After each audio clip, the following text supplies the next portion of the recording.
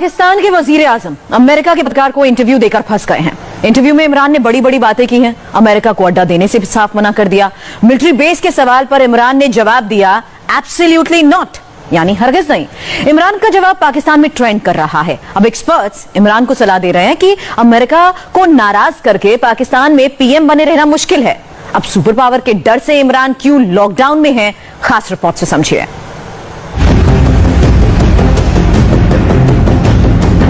Will you allow the American... क्या आप अमेरिकी सरकार को इस बात की इजाजत देंगे कि अफगानिस्तान में अलकायदा, ISIS और तालिबान के खिलाफ एंटी टेरर ऑपरेशन करने के लिए CIA यहां पाकिस्तान में रहे? Absolutely not. हरगिज नहीं, किसी भी हालत में हम इसकी इजाजत नहीं देंगे। अफगानिस्तान में किसी भी कार्रवाई के लिए पाकिस्तान अपने अड्डे या अपनी जमीन को इस्तेमाल करने की इजाजत नहीं देगा और ये बिल्कुल नहीं होगा। इमरान खान ने अमेरिका के पत्रकार को सिर्फ 2 शब्दों का जवाब दिया, एब्सोल्युटली नॉट, यानी हरगिज नहीं। और इस जवाब ने वजीर आजम को पाकिस्तान का हीरो बना दिया। मेरा वजीर आजम इमरान खान है, जिसने अमेरिका की आंख में आंख डाल के अमेरिका के टीवी को कहा कि नामुमकिन है जिसपे वो हक्का बक्का रह गए। पाकिस्तान के हर अखबार की हेडलाइन से लेकर लोगों के बीच यही चर्चा है कि इमरान खान ने सुपर पावर को क्या जवाब दिया है। एक झटके में इमरान की 3 सालों की सभी गलतियां माफ कर दी गई। जिससे इमरान को पाकिस्तान कोसते नहीं थकता, वही अब सुपर हीरो बन गया। खबरदीन आजाद prime minister of Pakistan Imran Khan का एक इंटरव्यू जो कि वो एक अमेरिकी टीवी को दे रहे थे, उसमें एक स्टेटमेंट जो उन्होंने कहा एब्सोल्युटली नॉट, ये टॉप ट्रेंड भी बना हुआ है सोशल मीडिया पे और बहुत ज्यादा डिस्कस भी हो रहा है। यहां तक कि जिस अमेरिका को ना सुनने की आदत नहीं है, उसके पत्रकार के लिए भी पाकिस्तान के कप्तान का जवाब चौंकाने वाला था। Absolutely not. There's no way we're going to allow. Imran Khan के बयान की अहमियत बहुत ज्यादा है, क्योंकि अफगानिस्तान में मौजूद अमेरिकी सेना 11 सितंबर तक वापस चली जाएगी और अफगानिस्तान में तालिबान का खतरा अभी से बहुत बढ़ गया है। फिलहाल अमेरिका सैन्य अड्डे के लिए कई देशों से बात कर रहा है और इमरान ने टीवी पर अमेरिका को मिलिट्री बेस देने से मना कर दिया। इस पर इमरान की तारीफ हो रही है, लेकिन वॉशिंगटन से लेकर इस्लामाबाद तक कई लोग सवाल पूछ रहे हैं, क्या इमरान अमेरिका को मना कर सकते हैं और इमरान के नो कहने का मतलब क्या है।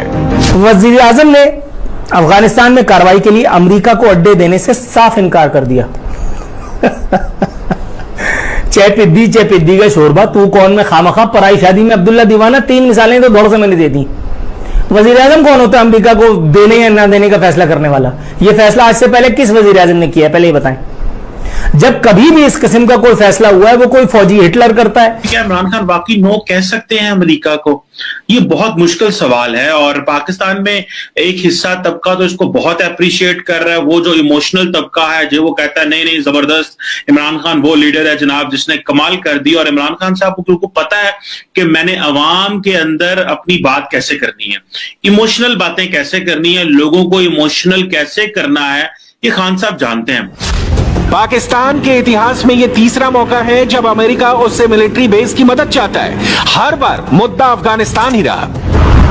साल 1979 में पाकिस्तान के राष्ट्रपति जियाउल हक से अफगानिस्तान में मिलिट्री ऑपरेशन के लिए अमेरिका ने मदद ली थी। साल 2001 में अमेरिका ने जनरल मुशर्रफ को धमकी देकर अफगानिस्तान में मदद करने के लिए कहा था और अब इमरान सरकार से अमेरिका बातचीत कर रहा है, अड्डा देने के लिए कह रहा है। लेकिन इमरान सिर्फ मना करके नहीं बच सकते। पाकिस्तान के डिफेंस एक्सपर्ट्स कहते हैं कि अमेरिका एक साथ कई मोर्चे से प्रेशर डालता है और पाकिस्तान के लिए मना करना बहुत मुश्किल होगा।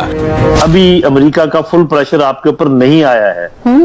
उसकी वजह यह है कि अभी वो उनका इनखला जारी है, वो बड़े प्रिकेरियस सिचुएशन में है। इस वक्त उनकी सिचुएशन काफी क्रिटिकल है।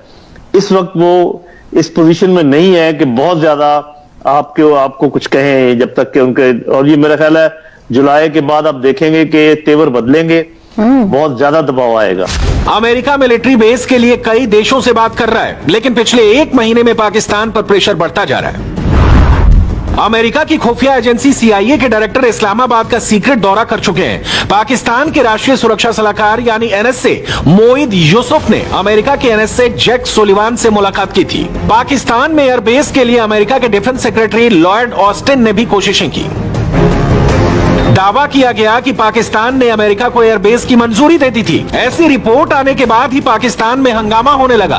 पाकिस्तान की आवाम भी जानती है कि इमोशनल होकर फॉरेन पॉलिसी के फैसले नहीं लिए जाते और फौज के रहते हुए अंतिम फैसला करने का अधिकार इमरान को कभी नहीं मिलेगा। जो फॉरेन पॉलिसी के रिलेशनशिप है और जो मिलिट्री कोऑपरेशन है, इसको आप इमोशनली डील नहीं कर सकते। ये कोई आप गली मोहल्ले में जाके या इलेक्शन नहीं लड़ रहे कि आप जो नहीं करेंगे, आप नो कह देंगे, मेरी पॉपुलैरिटी के ग्राफ नीचे हैं तो जरा सोशल मीडिया पर चढ़ाई कर दो अमेरिका के ऊपर कि नहीं जी नहीं, हम तो नहीं देने वाले हैं। भाई जिन्होंने फैसला करना है, दे हैव डन इट। उन्होंने पता चल चुका हुआ है कि हमारे हक में क्या बेहतर है। अमेरिका से डॉलर मिलने के लालच में पाकिस्तान अपने बेस देता आया है। शायद इस बार भी ऐसा ही होगा, लेकिन उसकी खबर इमरान को नहीं मिलेगी। मुझे ऐसा लीडर चाहिए था जो दुनिया में आंखों में आंखें डाल के कहे कि तुम कौन होते हो मुझे डिक्टेशन देने के, कि मुझे बेस चाहिए, मुझे ड्रोन हमले के लिए तुम्हारी जगह चाहिए और हम दुम हिलाते हुए चंद डॉलरों के लिए अपनी मुल्क की इज्जत वकार दांव पे लगा दें। एक इंटरव्यू में इमरान ने कई गलतियां की। पहले उन्होंने अमेरिका को नो कहकर विदेश नीति में नासमझी दिखाई और फिर पाकिस्तान में बलात्कार के लिए महिलाओं को ही जिम्मेदार बता दिया। इमरान खान की माने तो महिलाएं छोटे कपड़े पहनती हैं, इसलिए पाकिस्तान में रेप के मामले बढ़ रहे हैं। We don't have discos here. We don't have night clubs. हमारे यहाँ ना ही डिस्को है और ना ही नाइट क्लब है। ये बिल्कुल अलग समाज है। यहाँ पर जीने का अलग तरीका है। अगर आप यहाँ पर लालच बढ़ाएंगे और नौजवानों को कहीं जाने का मौका नहीं होगा तो इसके कुछ न कुछ नतीजे जरूर होंगे। अगर यहाँ पर महिलाएं बहुत छोटे कपड़े पहनती हैं तो इसका असर जरूर पुरुषों पर पड़ेगा, वो रोबोट नहीं है। इमरान का ये शॉकिंग बयान सुनकर पाकिस्तान ही नहीं पूरी दुनिया हैरान है। सोसाइटी में बढ़ती अश्लीलता को लेकर इमरान खान ने अमेरिका के पत्रकार को लेक्चर दे दिया और बुर्के के फायदे गिनाने लगे। पाकिस्तान शायद अकेला ऐसा देश होगा जहां प्रधानमंत्री रेप जैसी घटनाओं के लिए महिलाओं को ही जिम्मेदार मानता है।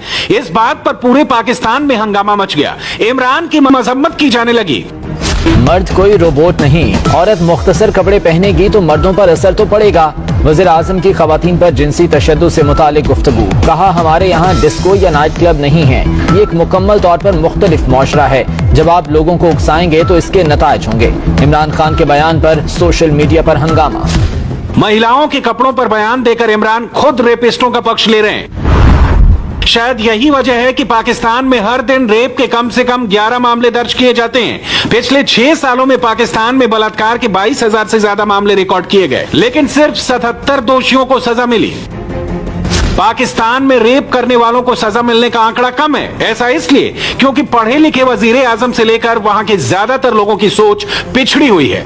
इमरान के बयान पर पूछा जा रहा है कि हर बात के लिए औरतों को ही जिम्मेदार क्यों ठहराया जाता है। खवातीन के लिबास पर वज़ीर आज़म इमरान खान के बयान पर तर्जुमान नून लीग मरियम औरंगजेब का बयान सामने आया है।